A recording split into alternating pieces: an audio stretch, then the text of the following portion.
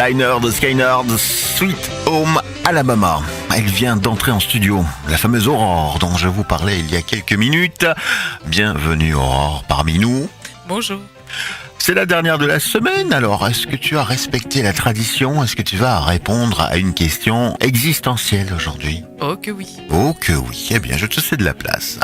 Alors Ben, comme chaque semaine, le temps est venu pour moi de sortir de mon chapeau une question si ridiculement vaste qu'aucune personne saine d'esprit ne chercherait à se poser, à moins d'y consacrer le travail d'une vie, le tout, bien entendu, en plus ou moins 3 minutes 30. Et pour ne pas déroger à cette tradition absurde, dont je t'avouerai que je ne suis pas loin de songer à faire un numéro de cirque à mi-chemin entre les clowns et le singe savant, j'ai décidé de me demander aujourd'hui s'il y avait une vie après la mort. Pour commencer, je crois qu'on va déjà pouvoir répondre oui. Après la mort, il y a une vie, celle des autres.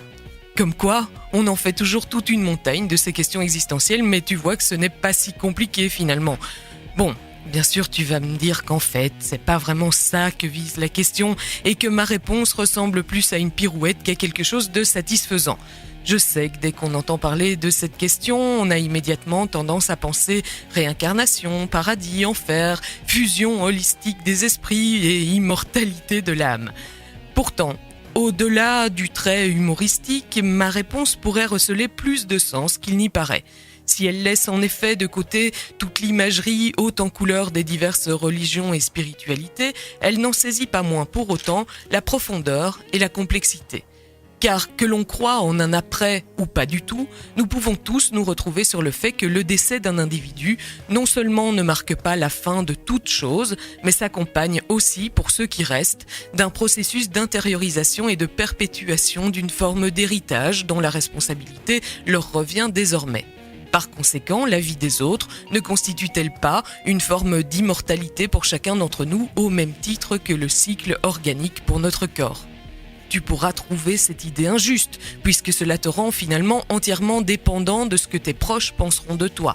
Et si personne ne te comprend, et si tu es entouré de crétins, et qu'en est-il de toute cette beauté intérieure que personne ne voit parce que tu n'as jamais trouvé personne digne de la partager ?